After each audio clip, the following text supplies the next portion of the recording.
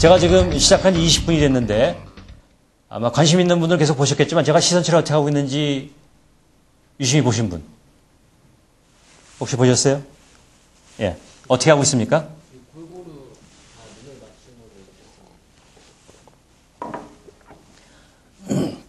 20분 동안 제가 저 화면 본 경우가 아마 거의 없을 거예요. 그렇죠? 뭐 손 정도 가리키지.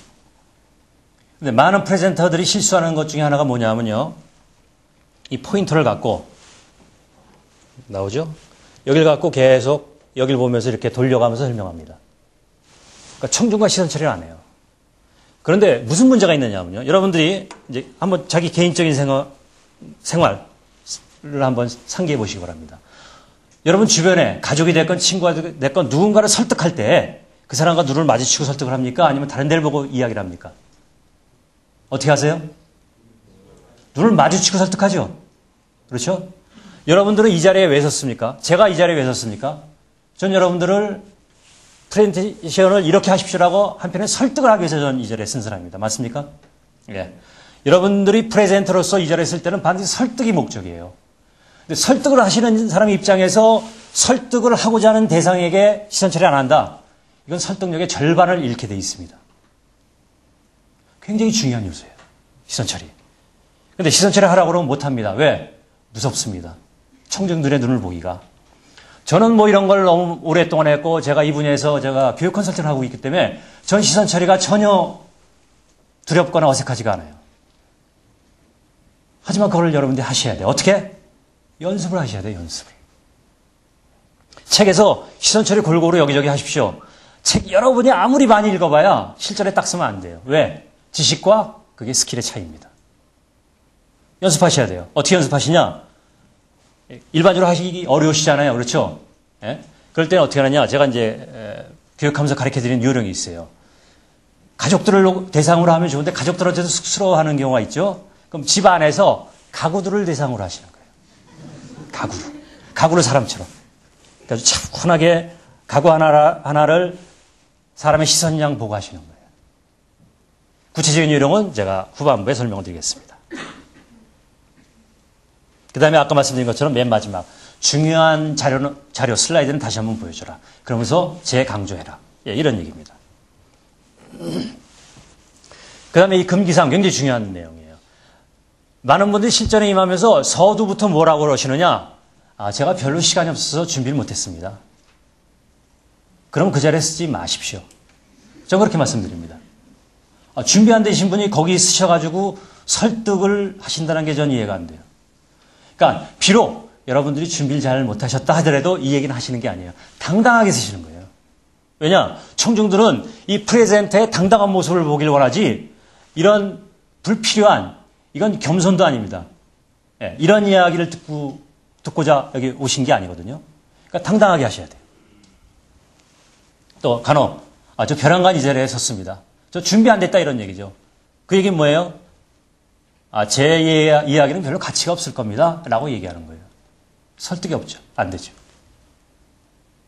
그 다음에 끝 마치고 나서 제가 두서없이 말씀드려서 잘 이해가 되셨는지 모르겠습니다만 이건 겸손이 아닙니다.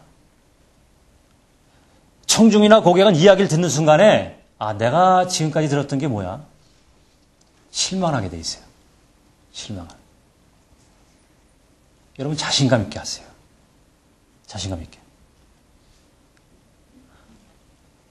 우선 철저하게 준비하시는 게 첫 번째고 나름대로 준비를 하셨다. 그럼 이 자리에 쓰시면은 시작부터 끝까지 마칠 때까지 자신감 있게 하실 필요가 있습니다. 그것이 중요한 요소예요. 이제 비주얼에 대한 얘기를 조금 설명을 드릴까 합니다. 여기 지금 나와 있는 것처럼 비주얼을 사용하는 경우와, 그러니까 텍스트, 글자만 있는 경우와 이 발표 자료에 그 다음에 이 글자나 문장을 조금 더 요약하고 그걸 지금 시각적으로 보여줄 수 있는 비주얼을 사용하지 않는 경우와 사용하는 경우에 설득력의 차이를 한 연구기관이 시험을 했습니다. 지금 얼마나 차이가 납니까? 2배 차이 나죠. 2배. 예. 그러니까 설득력이 반으로 떨어져요. 비주얼을 사용하지 않을 경우. 그러니까 여러분들 비주얼을 반드시 사용을 하셔야 돼요. 그런데 그렇다고 해서 비주얼을 어떤 분들 같은 경우는 대충 넣으시더라고요. 그냥. 그러니까 내가 전하고자 하는 한 슬라이드 화면에 있는 내용과 별로 관련성이 없는 비주얼을 넣는 경우가 있습니다. 간혹 그러세요. 비주얼을 쓰라고 그러니까 그거는 아예 안 쓰는 게 낫습니다. 그거는 산만하게 만들어요. 청중들을. 그렇게 넣으실 바에 넣지 마시고 넣으시려면 내가 전하고자 하는 메시지와 연관되는 그런 비주얼을 만드셔야 돼요. 그래서 준비하실 때 여러분들이 굉장히 많은 시간이 필요해요. 보통 어떻게 말씀드리냐면 1시간을 위해서 그거의 10배를 여러분들이 준비를 하셔야 될 필요가 있다는 얘기입니다. 자, 비주얼의 사용. 자, 그러면 비주얼을 어떻게 해야 되느냐. 일반적으로 이제 우리가 시청각이라는 얘기를 많이 하죠. 여러분들이 만약에 제가 이 화면 없이 처음에는 제가 오늘 이 특강을 대비해서 이 자료 없이 그냥 제가 뭐 간단한 메모만 갖고 한 1시간 20분을 할까라고 생각을 했었어요. 처음에는. 왜냐? 저는 여러분들한테 주로 전달 기술 쪽으로 제가 직접 시범을 보이면서 해드릴까 해서 그렇게 계획을 했다가 그거보다는 비주얼을 같이 보는 게 훨씬 더 여러분들한테 도움이 되겠다 싶어서 제가 사실은 이 노트북을 준비를 해온 겁니다. 만약에 제가 이런 거 없이 여러분들한테 그냥 설명만 한다. 그럼 설득력이나 전달력이 떨어질 거예요. 그렇죠? 여러분들 훨씬 지금 설득력이 높아지고 있지 않습니까? 예, 그런 면이에요. 그 다음에 단순히 이제 말만 듣기보다는 같이 봄으로써 4배의 그 설득, 전달력 효과가 있다는 게 이것도 실험으로 증명이 됐습니다.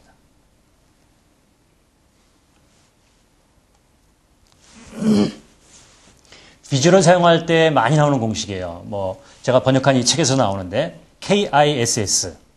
아주 단순하고 간단 명료하게 해라. 비주얼은. 비주얼은 뭐죠? 왜 비주얼을 쓰죠? 아주 복잡하고 긴 그 문장이나 텍스트를 아주 한눈에 딱 알아볼 수 있게 하는 게 비주얼이죠. 근데 비주얼을 봤는데 그 비주얼 자체가 너무 복잡하면은 더 어려워요, 이해하기가. 왜냐? 거기 말의 설명도 별로 없지 않습니까? 그러니까 여러분들 굉장히 신경을 써서 잘 만드셔야 돼요, 비주얼을. 간결하고 명확하게 한눈에 딱 알아볼 수 있게. 그러면서 뭘 하셔야 되느냐? 굉장히 컬러풀하게 하셔야 돼요. 컬러풀하게. 왜냐하면 우리 흑백보다는 컬러가 훨씬 더 많은 메시지를 전달하지 않습니까? 그러니까 여러분들 컬러풀하게 해야 돼요. 이럴 때 컬러의 이 사용하는 색상의 구분도 굉장히 중요한데 그거는 오늘 주제에서는 조금 벗어나기 때문에 여러분들이 다른 책이나 이런 걸 한번 참고해 보시길 바라고요. 일단 비주얼을 딱 봤을 때 야 멋지다. 그러면 일단 집중을 하고 관심을 갖게 돼 있어요. 근데 비주얼이 뭐 좀 별로 그렇게 멋져 보이지도 않고 내가 전하고자 하는 주제와 별로 연관성이 없다 그러면 일단 산만해지기 시작합니다. 그러니까 그런 것들 여러분들이 좀 염두에 두실 필요가 있어요. 자, 비주얼을 사용할 때 노하우 5가지를 제가 설명을 드릴까 합니다. 한 화면에는 반드시 하나의 비주얼만 쓰세요. 예, 간혹 이런 게 있어요. 뭐 매출액 비교, 그 다음에 뭐 순이익, 뭐 이래가지고 한 3, 4개 이렇게 비교할 경우가 간혹 있긴 한데 그런 특수한 경우를 제외하시고서는 한 슬라이드에는 한 비주얼만 쓰시도록. 왜냐하면 많은 메시지를 전달해 주고자 하는 그 욕심 때문에 비주얼을 많이 넣는 경우가 있는데 그러면 산만해집니다. 그럼 하나조차도 제대로 전달이 안 돼요. 그러니까 반드시 하나의 비주얼을 쓰시도록 하고요. 그리고 비주얼만 갖고는 안 돼요. 반드시 그 옆에 텍스트가 들어가야 됩니다. 텍스트가. 텍스트도 어떻게 들어가느냐? 긴 문장이 아니고 많은 그 기업체 임직원들 그 프레젠테이션 자료를 보면요. 굉장히 긴 문장으로 집어넣어요. 그러니까 한 화면이 꽉 찹니다. 그거보다는 그 프레이즈라고 그러죠. 구나 아니면 간단한 몇 가지 단어 식으로 표현하는 게 좋아요. 그래야 청중들도 바로 읽고 이해가 된다는 얘기죠. 그러니까 화면은 이렇게 빈 공간이 많아야 돼요. 지금 제 자료 여러분들이 보시는 것처럼 빈 공간이 많아야지 이걸 가득히 텍스트로 채우면은요, 질립니다, 청중들은. 그러니까 그런 준비가 필요하시고요. 세 번째, 비주얼은 간단 명료하게 한다. 이건 아까 드린 얘기고. 네 번째, 목적과 반드시 연관되는 비주얼을 써라. 예, 마찬가지고요. 그리고 다섯 번째, 여러분들이 이제 연도별, 분기별에서 뭐 부서별 어떤 매출액 대비 이런 것 할 때 테이블로 쓰시잖아요. 그렇죠? 테이블. 예. 그러니까 많은 숫자나 이런 것들은 테이블이나 그래프, 예, 이런 걸로 하시는 것이 필요하고요. 근데 문자는 어떤 차트나 도형들, 예, 이렇게 전환하는, 예, 이런 요령들이 필요하다는 걸 염두에 두시기 바랍니다.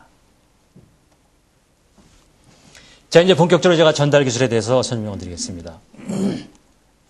제가 번역한 이 책의 거의 전달 기술의 정말 그 방대한 분량이 다 전달 기술에 초점을 맞추고 있어요.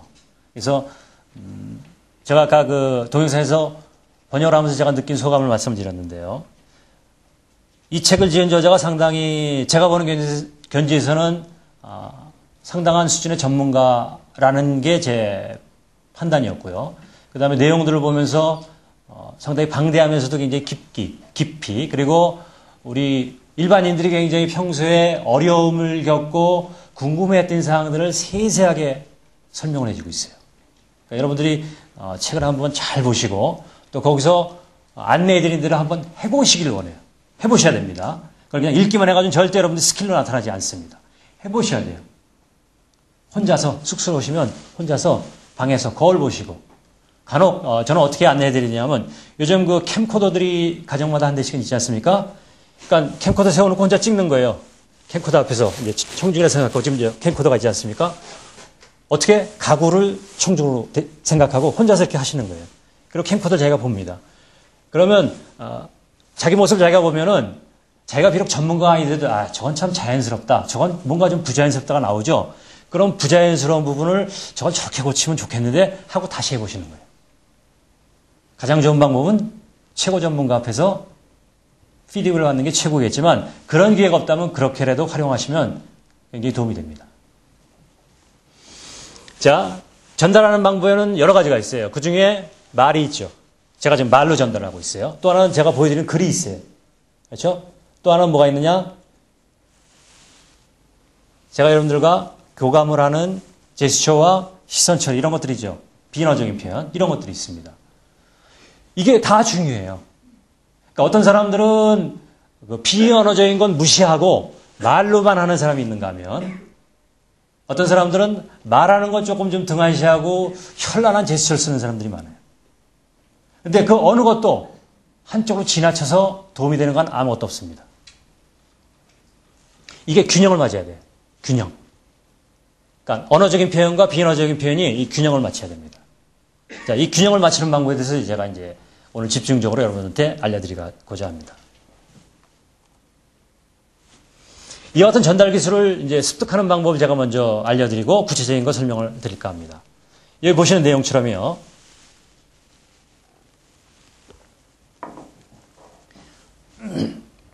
여러분들이 체득해야 되는 전달 기술은요, 제가 약 30가지 정도로 구분을 해놨어요. 이 요소를. 30가지. 30가지를 구분했는데 그 얘기는 뭐냐면요. 여러분들이 체득해야 될 거를 구분하면은 30가지를 여러분들이 하나씩을 다 체득해야 된다는 얘기예요. 예를 들면, 축구를 예를 들어 보시자고요. 축구할 때 기본이 뭡니까? 축구의 기본은 달리기죠. 그렇죠? 예, 잘 달려야 돼요. 첫 번째. 두 번째, 킥을 잘해야 되겠죠. 정확하게, 원하는 방향대로. 때로는 가까이, 때로는 멀리. 그렇죠? 때로는 스핀을 줘야 되고. 맞습니까? 그 다음에 볼을 몰고 가면서 잘 빼는 그 페인트 기술, 이런 것들을 해야 되고. 그렇죠? 여러 가지 기술들이 있어요. 그런 거 배울 때 어떻게 합니까? 동시에 배웁니까? 그 많은 것들을 동시에 안 배우죠? 하나씩 배우게 돼 있어요. 똑같습니다. 왜? 축구나 프레젠테이션의 이 전달 기술이나 다 스킬이기 때문에 그렇습니다. 스킬. 근데 많은 사람들은 그냥 한꺼번에 배우기를 원해요. 한꺼번에 또 연습을 합니다. 절대 늘지 않아요. 기본부터 하나씩 하셔야 된다. 그래서 한 번에 한 가지씩 하시는 게 중요합니다. 두 번째, 이제 여러분이 나름대로 뭐 10가지가 됐건 아니면 뭐 30가지가 다가 됐건 그래서 이제 계획을 세워요. 한 달간에 나는 5가지 기술 정도를 내가 일단 1차 목표로 하겠다. 이제 계획을 세우지 않습니까? 그럼 첫째 주에는 요 기술, 두 번째 주에는 이 기술 이렇게 여러분들이 계획을 세우실 거예요. 그러면 한 가지 기술이 나름대로 익숙해질 때까지 이 기술만 여러분들이 연습을 하셔야 돼요. 이것이 익숙해지면 다음 기술을 연습하시는 겁니다. 그런 다음에 앞의 기술과 병행해서 또 연습을 하시는 거예요. 이 두 가지가 다시 좀 익숙해지게. 그 다음에 세 번째 기술로 넘어가요. 또 병행해서 하고. 이래서 차차차차 하나씩 확장하는 거. 이것이 중요해요. 저도 프레젠테이션 이 초보 시절에는 그렇게 연습을 하고 배웠습니다. 제가 이런 기술들을 G에서 제가 트레이닝 받고 배웠는데 그렇게 배웠어요. 굉장히 힘들었어요, 처음에. 제가 아까 그 이동호 대표님께서 제가 프레젠테이션을 좀 즐긴다고 제가 말씀드렸죠. 전 굉장히 즐겁습니다. 지금 이 시간, 이 순간도 저는 굉장히 즐거워요.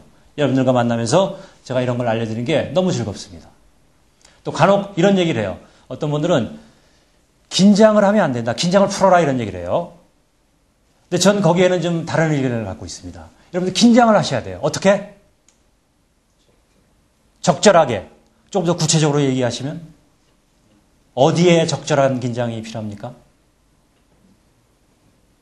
어디에? 적절하게 어디 적절을? 적절을 어디다 긴장을 줘야 됩니까? 마음. 예, 좋습니다. 자세. 예, 좋습니다. 여러분 자세에도 긴장을 주셔야 돼요. 여러분들 제 자세 보고 계십니까? 계속? 예? 많은 분들이 연단에서 어떻게 하죠? 사실은 이렇게 하세요. 대부분. 이렇게. 여러분 이렇게 바로 쓰셔야 돼요. 이 손은 그냥 얹어놓는 거예요. 이건 왜냐? 이건 제스처가 나와야 돼요. 근데 이렇게 하면 제스처가 안 나옵니다. 손만 이렇게 까딱까딱 하죠. 예. 이런 사람 많아요. 이런 설득력이. 이러다 보면은 여러 가지 문제가 있어요. 그 다음에 이제 쭉 얘기했고, 그래서 그와 같은 방식 하나씩 확장해 나가라. 이게 이제 전달 기술의 체득하는 여러분들의 노하우라고 보시면 되겠어요. 자, 이제 구체적으로 기본적인 것부터 제가 이제 설명을 드릴까 합니다. 오늘 듣는 이 내용들을 여러분들이 반드시 집에 가셔서 연습을 하셔야 돼요. 아마 쑥스러울 거예요. 거울 보고 하시면. 캠코더로 촬영해서 반드시 보시길 제가 부탁드립니다. 자, 서 있는 자세가 중요한데 지금 앞에 이런 데스크나 연단이 있는 경우가 있고 간혹 그런 게 없이 앞에 바로 나와서 쓰는 경우가 있죠. 이건 굉장히 공포스러워요. 그렇죠? 굉장히 공포스럽습니다. 그러니까 아까 이제 긴장을 마음과 몸에 주셔야 된다는데 긴장을 어떻게 주시냐면요. 제일 중요한 데가 이 허벅지와 힙 쪽이에요. 여기에 딱 힘이 들어가야 됩니다. 자세가. 그 다음에 이 등 쪽 있죠. 이 등. 여기를 의도적으로 약간 피시면서 근육이 약간 뭉친다 할 정도로 그렇게 하셔야 돼요. 그러면 여러분들이 장시간을 서 있어도 오히려 덜 피곤해요. 저 같은 경우는 제가 하루 8시간 3일짜리 막 4일짜리 교육을 계속해요. 굉장히 오랫동안 서 있어야 되거든요.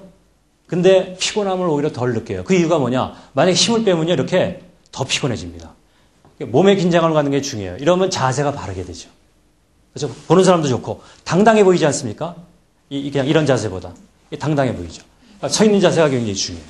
남자와 여자의 차이가 있어요. 남자분들 같은 경우에 이제 어떤 분들 쓰라고 그러면 딱 이렇게 써요. 예? 이게 좀 이렇게 안 보이십니까? 이게 넓죠, 너무. 이게 넓어요. 어떤 분은 이런 자세, 부동 자세를 이렇게 많이 쓰신단 말이죠. 이게 경직돼 보여요.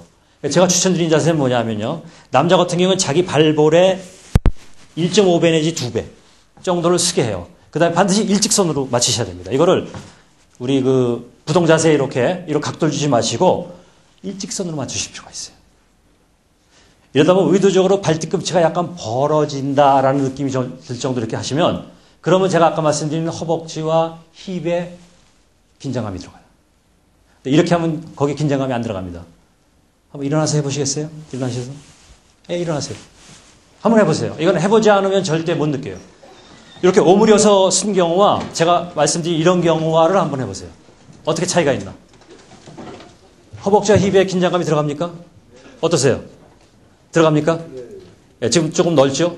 예. 의식적으로 우리는 이렇게 넓게 서 있던 버릇이 있어서 넓어요. 이거를 의식적으로 줄이셔야 돼요. 여러분들. 예, 이렇게. 그럼 자기 자세 한번 보세요. 좀 멋있어 보이지 않습니까? 평소에 선 자세보다. 어떠세요? 평소에 여러분도 아마 이렇게 쓰실 거예요. 그렇죠? 예. 앉아주십시오. 감사합니다.